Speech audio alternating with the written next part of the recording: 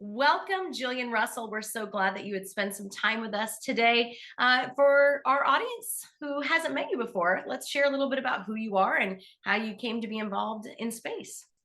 Yeah, so my name's Jillian Russell. I currently am a junior at the University of Georgia. I'm studying computer science, and currently I'm in the University of Georgia Small Satellite Research Lab, where I work on our satellite MEMESat. And basically, I just work on our attitude simulations and our attitude components to make sure our satellite doesn't spin out of control.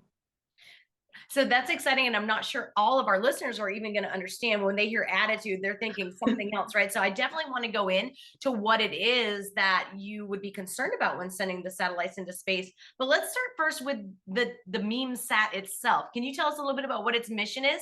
Because I know some of the younger listeners are like, memes.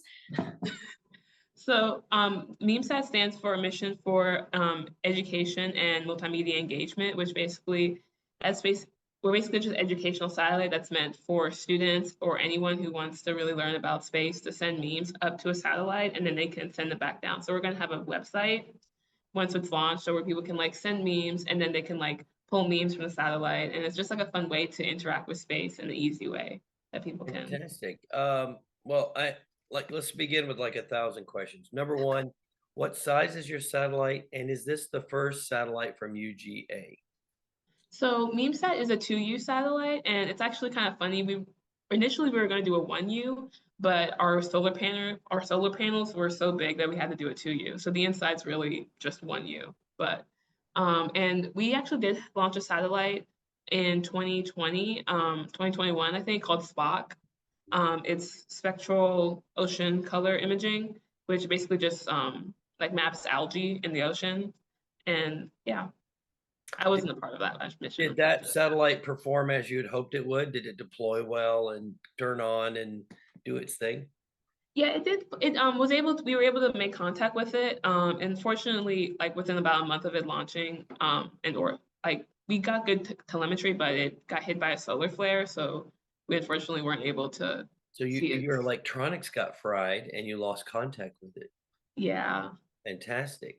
That's really cool. Well, I'm still thinking about MEMESat. So the idea would be a student or an interested person could send you one and it would go to the computer, and then somebody's going to hit send to see if it's transmitting. So what kind of data would one be able to perform with the MEMESat? Like, are they going to track the time it takes to go forward and come back, or what else would one use for data? So, you mean as far as like it being able to communicate?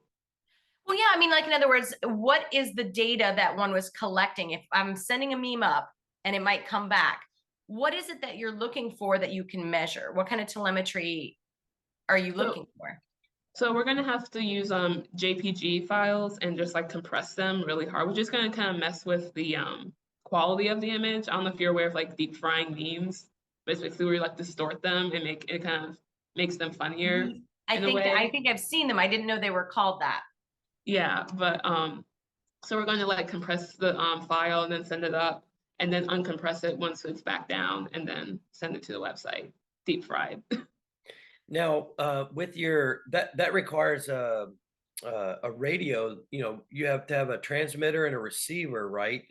For your radio. That itself takes a lot more space than maybe you could have fit in a 1U. I know that for us, we have simplex radios because we have smaller, form factors. Do you mind sharing a little bit about, your radios that you're using? And you have at least two, right? You have a receiver and a transmitter, or are you using the same radio for both? So the satellite itself is just a repeater. So we're using a actually measuring tape for our antenna. It's just going to repeat the signal back down. But as far as at UGA, we do have a ground station antenna that we're using in order to get the memes directly from the satellite, but other people will be able to use it if they have like a simple ham radio license and a computer. So as MEMESat orbits the Earth, you will send it signals when it passes overhead at UGA, but then it will repeat those signals as it orbits, regardless of where it is over the Earth. Is that a fair statement? Yeah, that's a fair statement, yes. Yeah. So you're in computer science, and yet you're working on satellites. and the attitude disruption, right? So tell me how, or for our listeners who are thinking when they hear computer science, they're thinking about programming, how does what you're doing with computer science kind of relate with aerospace? So for what I do, like for attitude simulations, like it has a lot of physics in it, and a lot of people in our lab are like um they're not physics majors, and so we needed some type of simulation for us to know how it's going to work. So that's what my job was, to code out the simulations and stuff, and help us predict how the satellite is going to react. That makes good sense. So like for our young students who are listening, who love coding, this is just one way. I mean, because obviously we can apply coding to many career fields, but how it would apply to something like within these satellites, somebody's have to code whatever it is, how you're going to send that data up. Yeah, and there's a lot of other ways that you can like connect computer science to aerospace. Like there's like flight software that we're using. We're using F prime. I don't know if it's like a C plus plus framework, but we're using that for our flight software to make sure like all the telemetry channels are working correctly and our command is working, our coding commands are working correctly and stuff like that. So there's a lot of ways you can connect computer science to aerospace. We actually podcast with the guy that actually helped create F Prime, Michael D. Starch at the Jet I Propulsion didn't know Lab. he created that. Do you know Michael Starch? I just went to a F Prime workshop a few weeks ago and he was there. That's so Isn't that a interesting. small world? Isn't Yeah, that he's a nice that's guy. fantastic. So yes, he's very proud of that. And obviously it's getting traction because you are literally using it. Well, let's talk about Jillian, the engineer or the student. Let's go there. Tell me, you're a junior now. What's special about UGA, or what made you choose University of Georgia in the first place? And then, anything you'd like to share about what it's like being a student and being a Bulldog. Well, let me just preface by saying I love UGA so much. But I actually came in as a marketing major, and so I was drawn in by their business program. Obviously, I switched to computer science around my freshman year, and I did that just because I realized I really like I went to like one coding club and I was like, oh, this is kind of fun. And I just really got into it. That's what I really like about UGA. There's like so many clubs that you can join. Like I think there's over 200. If I don't know if that's the right number, but it's up there. It's up there where you could just like try anything, no matter what major you are. You know, like you could be an art major, like looking at like in like an engineering club or something like that. You know, and there's like when I was switching my major, it was like very not easy, but like streamlined. You know, like I had a very easy, like the advisors are amazing at UGA. I really like them, and just the entire energy of like Bulldogs. I really So, like UGA.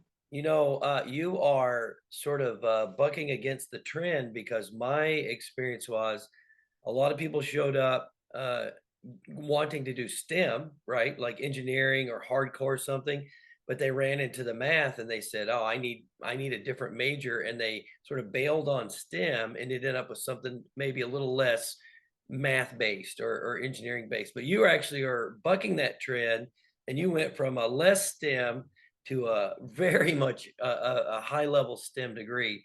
There probably aren't too many kids like you that went from a softer major to that kind of STEM major, are there? Not really. I do get that a lot. Like, why did you go from an easier major to a harder major? But I mean, I don't regret it. I don't regret my decision at all. I love it. Well, it sounds like you found what your passion is, and you're just running that down, Well, and right? I think too that there's connections, right? So you obviously liked marketing to some extent, and that you'll be able to utilize that in a career as well, no matter what you're undertaking. And it seems that UGA also kind of fosters the idea of being not just well-rounded, but like to explore different areas of interest, because it's only going to help you grow as a person and make you a better whatever it is that you become after you leave there. Yeah. No, I definitely still use a lot of my marketing skills, even as a computer science student today. So since you are number one, our first UGA student, you're our first student from the Small Satellite Research Lab. Tell us about the lab. Tell us about how it's organized. How much do the students do versus faculty advisors? And I'm also curious about, for instance, like how do you get your funding and things like that? So tell us about how the UGA Small Satellite Research Lab operates. Yeah, so I was onboarded in October of last year, so I've been here for about a year, but we're completely undergraduate student run. We have like two faculty heads that's on in this lab, but that's pretty much it as far as leadership. Most like everything is run by students, undergraduate students at that. And so we're set up between our two satellites and our Cosmo team, and which is mission agnostic since it's just our ground station. We're both going to be using that. But for MEMESat, we have our program manager and our chief engineer, and then from that we have our hardware, our mechanical, our mission operations, which is what I'm in, and software. And it just trickles down to all the members in the lab. You had mentioned that they had built a satellite prior, and now this team is working on this. Were there any students who had worked on the former one that are here to mentor in this group, or is everybody kind of new to this satellite? We do have a high turnover rate because people graduate and move on to like their careers, but pretty much everyone that's in the lab right now has not worked on Spock. They've either graduated or in graduate school. I'm pretty sure our lab manager worked on it, but she more works on like management as far as like housekeeping with the lab. So how, without having like the mentorship there to kind of guide you through the process, how does your group, know what needs to be done next? I mean, is there an advisor who's kind of walking you through? You're saying it's student run. So how are you learning as you go?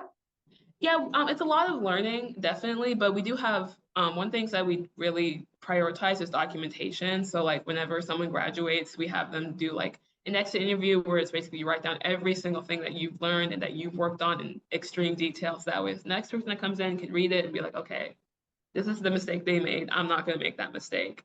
Or this is what they've Yeah, learned. that's really smart. It's like an after action review. Is that documentation publicly available for other educators that might want to watch and learn what you've done? Right now it's in our personal drive, but I can ask and see maybe after we've launched to see if we can distribute it. I know that MEMESat is planning on being on open sourcing our material as far as how we built MEMESat. So I can only imagine that that would also be in there as well.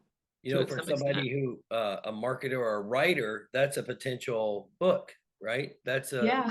That'd be a great book. So here's a question: with your students, did you and do the others choose which sort of team they align themselves with, or is it only based on what your major is? So like the mechanical kids have to turn the wrenches and you can't do the, like hardware because you're sort of pigeonholed into simulations and ADACS or something. How does that, how do students find their assignments in your team? Yeah, so there is some freedom in what you're allowed to do. However, like we want people who have taken the classes, preferably. Like, for example, like if we're working on if I had to do something mechanical related and I haven't taken like a vibrations class, I don't have vibrations work or I don't know how fluids work, and I have to work with something with that, it could be harder for me. And so we take that into account when we're placing people where they're supposed to be. But if you are willing to put in the work and willing to learn it, or if you already know it, then I don't see a reason why we wouldn't put you in that position if you're able to do it. Well, you mentioned that you work with the attitude, and that part of what you're trying to run the code for is to make sure it's going to, or where your team is now is working on that to make sure that it's going to work when it gets into space. Can you tell our listeners what that means, what attitude means when it comes to satellites? Attitude control. Well, I don't have a lot of attitude control personally, so I think it's. Yeah, so attitude control is basically just how the satellite is positioned. So you can imagine it's kind of like a spinning top when it's first ejected from our launch provider when it's in space. So it's spinning like all crazy and stuff like that. And basically our attitude control system is going to help control that and kind of slow it down, make it more straight in the line and stuff like that. But for MEMESat, usually people use inactive ADCS system, attitude determination control system. but we have, since we're funded through a nonprofit, we don't have that much money, and also our pointing requirements, since we're just a radio repeater, are pretty low. So we're using a passive system, which is going to consist of magnets and a nutation damper and hysteresis rods, which a nutation damper is just a tube filled with liquid that kind of slows down the rotation. I hope that was, I don't know how. So you use the inertia of the fluid Yeah. to detumble your spacecraft. And I'll add for our listeners, it's important that if you want to talk to your spacecraft, your antenna and your radio have to be aligned. And that's really what you're talking about, right? Your spacecraft would work fine if it just tumbled through space, but you might not be able to talk to it, or it might not be it might not be able to point to the ground at the right I time. see. Right. Yeah. Yeah. So that's why, so you have to control where it's at to get optimal delivery of the telemetry. Yes, but there are some challenges with that with using a passive system. Like if we use an active system, we could just like push, like type a few buttons and then say point this way at exactly at this time. With passive, since it's not, there's no coding, no hardware in it, it's just, or no like electronics in it, it's just like it's gonna do what it's gonna do. You can just dampen it as much as you can. Right. We use sort of a larger bar magnet in our 2-1Us because we had these internal science experiments we were flying. We did not need to point to the Earth, and we were talking to Global Star, which is above us, and there were 23 satellites. So we could almost get away with like an omnidirectional radio. Yeah. And what I call it is the barbecue roll, where your magnet holds only one axis, but you're free to roll on Like a that axis. rotisserie? Yeah, actually, yeah. I actually get that phrase from the movie Apollo 13, where they barbecue roll the capsule so it doesn't heat up on one side too much. Oh, that's Yeah. interesting. When is MEMESat supposed to launch? I mean, do you have a time frame of what you're thinking, or? Yeah, no, our current time frame is around like hopefully early like 2025, if not mid 2025. It did have to get pushed back a little bit, but that just happens, you know, as you're. Yes. Did you who funded your ride to space? Did the university just say we're going to pay for this, or did you have to fundraise on your own? We were fundraising on our own, currently fundraising on our own. We actually have a GoFundMe on our Let's Go to Spaces founders LinkedIn page that we're trying to get If up. you share it with me or share it with Kevin, I'll make sure to put it in the show notes at the bottom of the page, so it'll be linked at the bottom for any listeners who are interested. Yeah, I will definitely email that to you. Yeah. And we can put it up on our website as well. Right. Do you want to talk about, I don't know, like a lot of times, some things we're very open and we share about our satellites. Other things we keep close to the chest. Do you want to share about your launch provider? Do you know who you're riding with, or anything you'd like to share about your ride? So we're currently trying to find a launch provider. Right now, we're trying to apply to CSLI through NASA to try and get some funding and get our launch provider set out. So long story short, we don't know who our launch provider is at the current moment, but we're trying to find out. Yes, finding a ride is critical, right? So I'll just share with you, you may not know this, my middle school students and I have applied about 10 times to CSLI in the last 6 years. The first 2 times we applied in a row, we got selected. Then we've gone like 0 for 8. So we understand the struggles of, you just want to get a good ride. And the CSLI program is so valuable because if you're selected, you get, you get your acceptance testing, like your vibe, bake out covered, integration, and your launch. But Kevin, isn't it also, though, the CSLI for a while was the only funding mechanism, it seemed like, and of course it is difficult to get in. It seems like there must be more opportunities now as time goes on. As new rockets, here's the trade-off for, and I know Jillian knows this. The trade-off is if you want to go with an experimental company that's launching one of your first rockets, there's a more than decent chance it might blow up or not get to orbit, right? So the trade-off is how important is that we get a chance to go to space versus it must work in space. Right. And that determines if you pay a lot more for, say, SpaceX, right? Right. SpaceX will get you there, they don't fail, but they cost more. So like if you have to protect the payload because you've invested so Right. much into doing that. Right. But I'm thinking about like even you had a student who kind of started his own philanthropy in order to fund one, but that was on something called an ESPA ring, right? How is that different from like, yeah, and well, is it cheaper, I guess? Is what I'm no, asking. it's not really cheaper. That's just the mechanism by which you are deployed. So three things, right? You put a P-pod on a rocket, and the rocket is carrying the primary payload, and at some point the door opens and your CubeSat gets kicked out. That's one thing. The second is where you have a mission where it's just all CubeSats and no primary mission, and you have something like an ESPA ring or a deployer on top that may have dozens of small satellites, and the whole purpose of the mission is to kick out those small satellites. And then the third way that I'm aware of is where you put your satellite in a comfy styrofoam Pelican case and put it in a Dragon capsule and send it up to the ISS, and then they deploy it from the porch. Those are the three ways I'm aware of. Now, Jillian, do you guys have a preference? Or are you like our guys, which are like, just give us a ride to space. We don't care which one you give us. Do you have a preference about how you want to be deployed? So preferably we would like to be flown up to the ISS and then ejected from there, just because we want a low Earth orbit, which is going to be around like 400 kilometers for us. That's specifically what we want. That's kind of crucial to our mission to be within low Earth orbit.